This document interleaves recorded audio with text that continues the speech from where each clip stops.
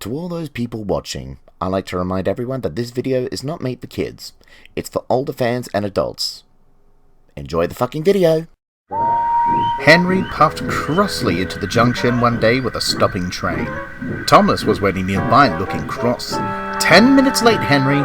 I thought you of all engines know how to keep up your timetable. Well, don't blame me solely for the delay, Thomas, Henry snorted. It's not my fault I had such a silly passenger. They pulled an emergency cord and I got held up over at Crosby because of that. The passenger thought it was the call for beverages, but little do they know about emergencies. I told him off once he disembarked on my train. It felt good telling him off. At least I wouldn't have to suffer from his ignorance.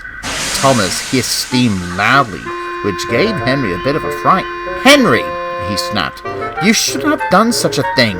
Yes, passengers can do silly things, but some passengers can go to great lengths to get back at an engine if they were told off. Why? Henry huffed. Because it happened to me once when I first started working on this branch line. I'll tell you all about it. And he did, and this was the story.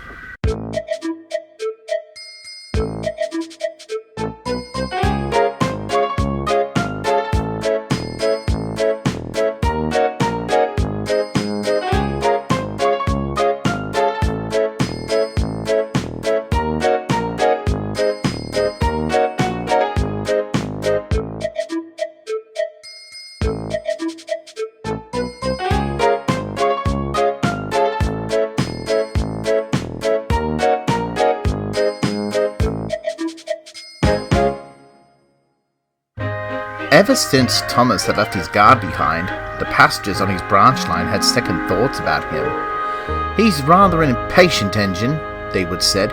Yes, I heard about him leaving his guard behind from one of the buses. Thomas was cross when he overhears them.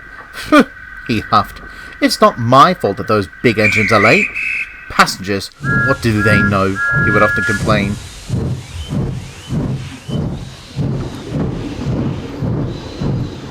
One day, Thomas was waiting at the junction again for Henry, and as usual, he was getting very cross. Time and time again that slow coach has been late, he huffed, and he hissed steam impatiently. At last, Henry came.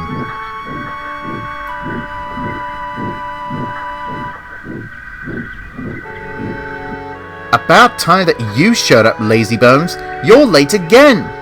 But you still don't know what I suffer, moaned Henry sadly. At that time, Henry was in a different shape and was painted blue. He was built with a small firebox and was sold to Sir Topham Hatt I, who was in desperate need of another engine at the time. But Thomas didn't care about that. He wanted to run his branch line perfectly. I don't know why the Fat Controller kept such a failure like you around, he said crossly. And as the guard blew his whistle, he puffed crossly away. Must be on time, he huffed. But by the time he had reached the next station, he was very late indeed.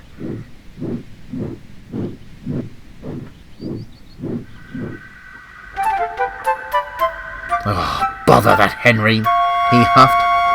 Serves you right, said a passenger crossly. How dare you treat Henry like that?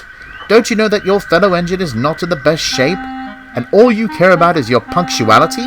Of course I do, replied Thomas crossly. I have to go as fast as I can because of that lazy engine. And all I get from the likes of you passengers is complaints, complaints, complaints. That's all you ever do. Silly passengers.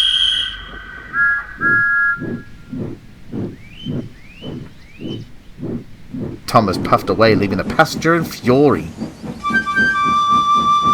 Annie and Clarabelle weren't shocked by Thomas's reaction. You shouldn't have said that! You shouldn't have said that! They twittered crossly. That's all what passengers do! They just complain! The two coaches knew that Thomas wasn't in the best mood, so they stayed quiet for the rest of the journey. As time went on, more and more passengers were taking the buses. This made Annie and Clarabelle worried. Ha! Scoffed Thomas. Let them take the bus. They'll come back to us. The next morning, Thomas was waking up to start his day.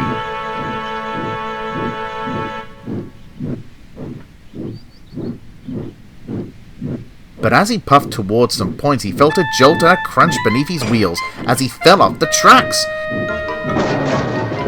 Ouch! He cried.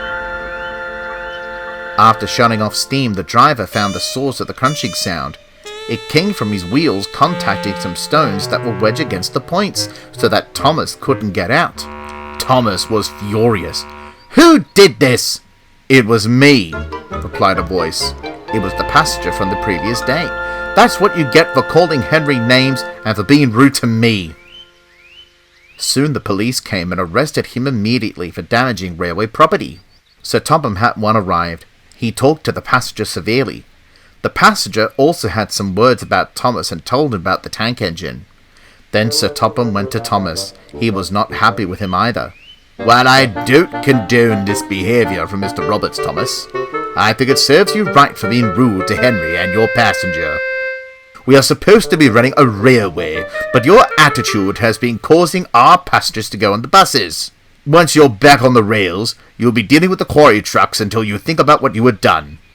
I rewarded you this branch line because you are a really useful engine, not because of your deplorable behaviour." "But, sir, everyone has been saying I've been impatient since I left my guard behind, and I was only trying to show them that I'm not." "Well, you should know that it don't come easy, Thomas," replied a voice. It was the real Glynn, who was left in the siding rusting away after being withdrawn from service. "Running a branch line is hard work. I know because I once ran this line myself." "He's right, Thomas. Edward will be looking after your coaches until you can be trusted again. I gave you this branch line, and one day I'll take it away from you." And Sir Topham left. At the quarry, Thomas had been busy shunting stone trucks around the yard, and he takes them to the junction, where Henry was waiting to take them to the harbour.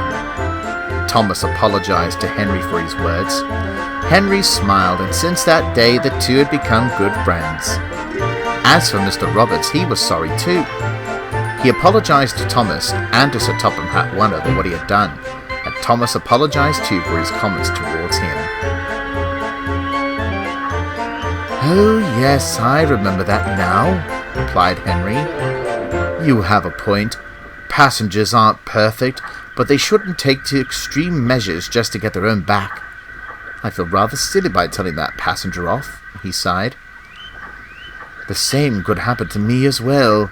"Exactly," replied Thomas. "Next time you see that passenger of yours, I think it's best to apologise before anything extreme could happen." And Thomas puffed away. Later, Henry was at the big station and he saw his passenger. Henry apologised to him for telling him off, and the passenger apologised for pulling the emergency cord.